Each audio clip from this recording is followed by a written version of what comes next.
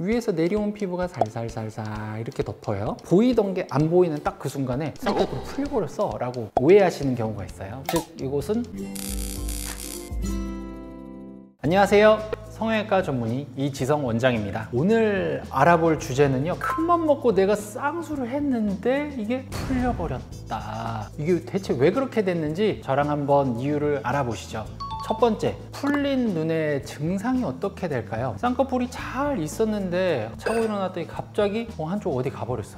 깜짝 놀라서 찾아오시는 경우가 있거든요. 그게 바로 풀린 겁니다. 그 외에는 특히 이 두 겹진 눈의 특징으로 내 눈두덩 위 지방이 적다면 겹주름이 나면서 풀릴 가능성이 높고, 반대로 내 눈두덩 지방이 많은 편이라면 쌍꺼풀이 잘 있었는데 어느 날 뿅 하고 없어져 버렸네, 이렇게 변화를 느끼시게 될 겁니다. 두 번째로, 그러면 도대체 풀리는 눈의 원인은 대체 무엇인가? 첫 번째는 환절기 때 간지러우니까 이렇게 비비는 경우가 있는데, 그렇게 되면 우리가 예쁘게 만들어 놓은 쌍꺼풀 결합을 네가 이기나 내가 이기나 한번 해보자 그러면서 막 이렇게 막 비비는 거예요. 못 이기겠다 이러면서 풀려버리는 거죠. 두 번째로는 피부가 두꺼우신 분, 그 피부 밑에 근육이 두꺼우신 분, 근육 밑에 지방이 두꺼우신 분은 뭐냐면, 이 겉에 있는, 가장 겉에 있는 피부랑 눈 뜨는 근육 간에 여기에 이제 딱 접히세요 하는 결합을 만들어 주는 거거든요. 근데 그 사이에 뭐가 많으면 힘 전달이 멀리서 되니까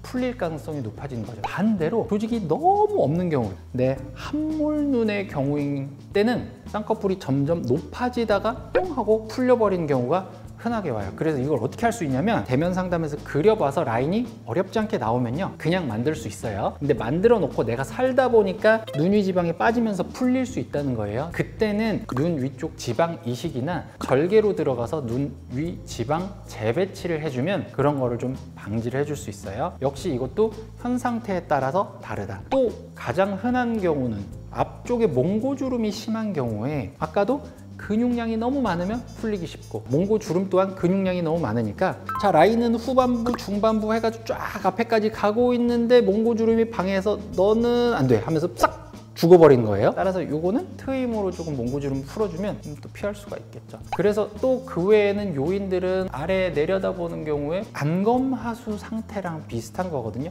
내가 눈 풀릴 가능성을 조금 낮추고 싶다, 그럼 생활 습관에서 아래만 보고 있는 거를 조금 멈추고 정면을 보고 좀 바짝 이렇게 힘을 줘서 뜨는 연습을 하면 할수록 풀릴 가능성을 낮춘다, 이렇게 이해를 하시면 됩니다.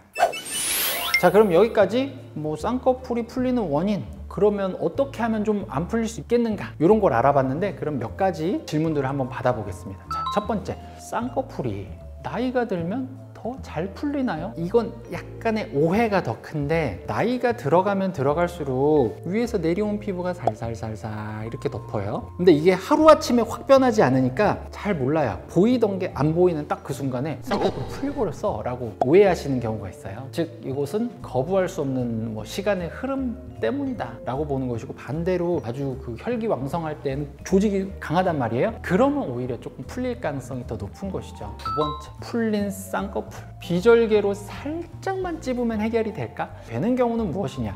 이전에 비절개로 만들었었고, 두 번째로 조건 자체가 피부도 적당히 얇고 근육량도 적당하고 지방량도 적당해서 애초에 비절개를 하기에 좋은 조건인 경우에는 만나서 그려보면 돼요. 그랬을 때 내가 만들 수 있는 높이 한도 내에 그냥 충분히 그려진다면 이거는 비절개로 싹 잡으면 됩니다 가 되는 거고, 반대로 이전에 비절개로 했는데 충분히 높게 이미 잡았는데 더 높은 곳을 원하신다든지, 또는 절개로 하셨는데 처진 피부가 아직 많아, 그래서 처진 피부를 해결해 줘야 돼 등등의 다른 요소들이 많아지면 많아질수록 절개로 접근하는 편이 조금 더 풀리지 않고 오래가는 쌍꺼풀을 만들기에 좋다 보시면 되고, 하지만 꼭 무조건 절개를 해야 되는 것은 아니다, 이렇게 보시면 됩니다. 세 번째, 재수술 후에도 계속 풀리는 분들은 대체 왜 그럴까요? 이거는 통계적인 문제라고 조금 봐야 되는데, 비슷한 비슷한 조건인데 동일하게 해드려도 결국에 풀리는 경우들은 있어요. 근데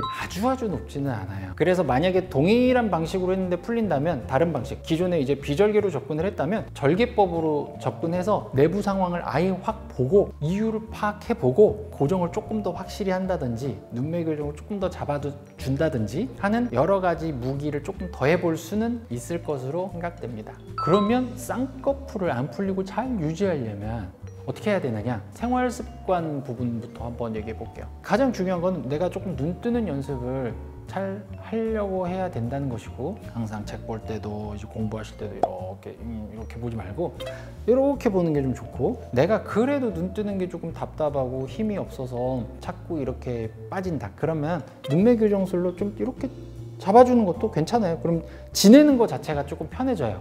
이런 환절기 때 눈이 간지러워서 자꾸 비비게 된다 그러면 선제적으로 먹는 약도 먹고 바른 약도 바르고 하면 좋고요. 세안할 때도 눈 쪽을 막 계속 막 비벼 그런 거는 좀 피하시는 게 좋겠다.